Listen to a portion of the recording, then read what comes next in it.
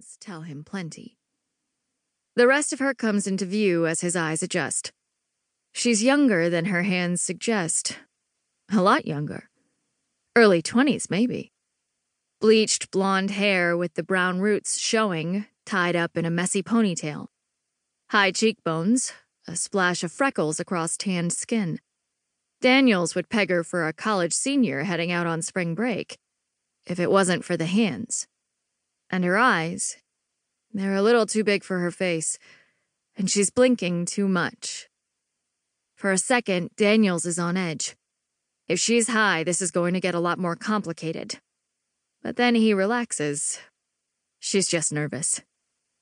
Afternoon, ma'am. I'm Officer Daniels, California Highway Patrol.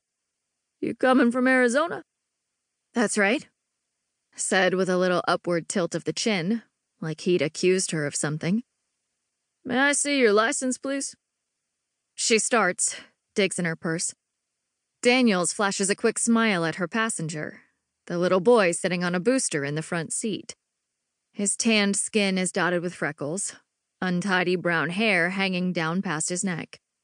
He's wearing an oversized white t-shirt with a bright hot air balloon on the front, advertising the Albuquerque International Balloon Fiesta. His head, which is a little too large for his scrawny body, is bent toward the iPad on his lap. Usually, kids get interested when Daniels asks for a license, ask if he's a real police officer or if he can arrest them. Yes, I am, and only if you're mean to your mom. The answers are ready, but the boy barely glances at him. Here, the woman says. Daniels squints at the license. Amber Lee Shank. And she looks as nervous in the photo as she does in real life. You folks on vacation? That's right. We're visiting LA. I wasn't speeding, officer. No, ma'am, you weren't speeding. He leans down, hands on his knees, looking across the car. What's your name, young man? The young man in question says nothing. He ignores both of them, fingers tapping at the tablet screen. He's reading an e-book, and not one with pictures. His finger traces along the text, his mouth moving silently. Daniels blinks. The kid can't be more than 4. He's reading already? At that age, his Kyla had only just figured out the sounds of the different letters. Say hi, Matthew. Amber Lee rests a hand on the boy's leg. He doesn't look up. Daniels has always relied on his gut in the past, relied on it to send up a little warning signal when something isn't quite right. It's just given him the very slightest twitch. He lets it go, annoyed with himself. His brains must be cooking.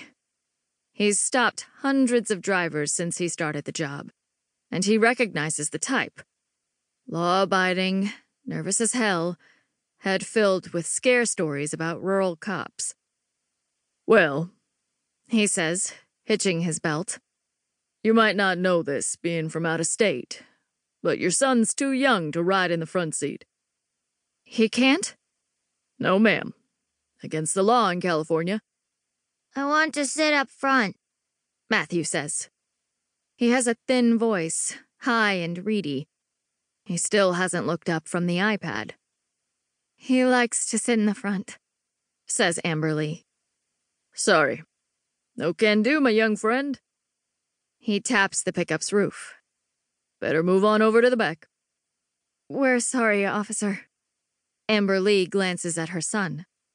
Would it be all right if he stayed? I'll drive real careful. Rudy Daniels frowns. He's not in the habit of letting traffic stops negotiate with him, and technically he should be writing her up. Something he wasn't intending to do until she started arguing with him. His stomach rumbles. There are some nuts in the cruiser's glove compartment, packed by his wife, who says they're good for his cholesterol. Daniels happens to think that they taste like salted sand, and he'd be better served by a burger over at the diner in Ripley. He'll have a salad instead of fries, though, to keep Stella happy. He hands back the license. Just put him in the back.